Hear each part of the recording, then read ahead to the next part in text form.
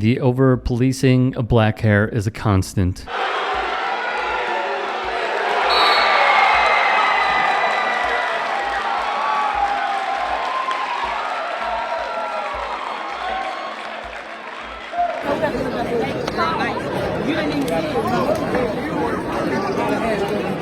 No matter the age. 16-year-old Nicole Piles says her hair was braided with beads and tied in a bun like she'd worn it in previous games when an umpire told her she had to either remove the beads or sit the game out. 16-year-old Nicole Piles, who had already stepped up to the plate and hit a double, faced ejection by the umpires in her second at bat unless she removed her hair beads.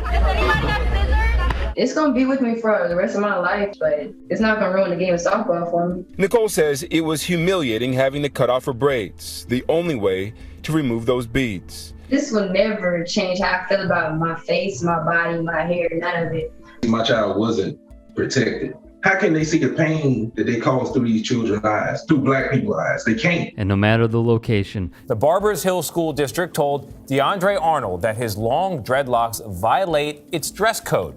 DeAndre is being forced to either cut his hair or face an in-school suspension. It's an issue that is not going away. From DeAndre to Marissa Martino of Oregon, who was mandated to make a trip to the bathroom and cut her hair if she wanted to play in a scheduled volleyball game. Sadly, it continues to this day in the United States. And it comes in the world of cheerleading. This is 7-year-old Ryan. Because of her hair, she was booted from the team. The daughter's mother, Soraya Woolridge, would write the following. Over the weekend, Ryan was discriminated against at her first competition this season. These were the references on the right we were given, and Ryan is on the right. We were told Ryan cannot wear her hair like this because it's thicker and not layered. Woolridge would show visual proof of the email she got, which outlined what is deemed fit for her daughter's uniform. From there, she had few options. The first was a ponytail with curls, or natural curls, and half up, half down ponytail also with curls. Woolridge shared the reference pictures featuring natural black curly hair, and on the other side, images of Ryan's hair and what it looked like on competition day. Woolridge said a coach of her daughters approached her and said a change was needed. Management wrote to Woolridge, Ryan does have a lot of beautiful hair. I know in your attached photos it seems similar to the girls in the photos. However, I did see her yesterday. She has much more hair than this photo shows. It is long in real life because it's all one length, and the other girls have their hair cut in shorter layers.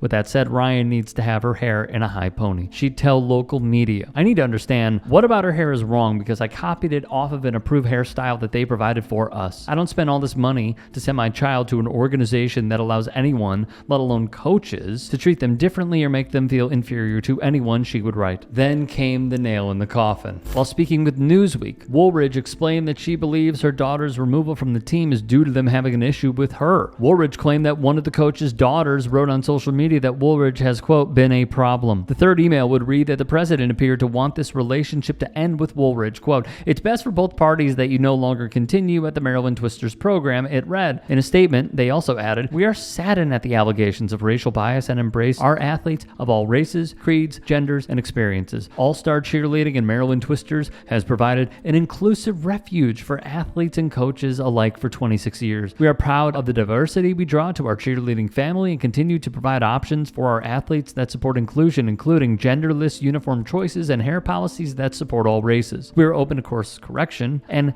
continued inclusion is paramount. The Twisters then added on, saying it appeared to be premeditated to avoid paying a simple youth sports fee, citing a post from the mother on social media that has since been deleted. However, Woolridge told Newsweek that the post was referring to her daughter's hair color and not the length. The team would later confirm the Twisters and the coach were parting ways.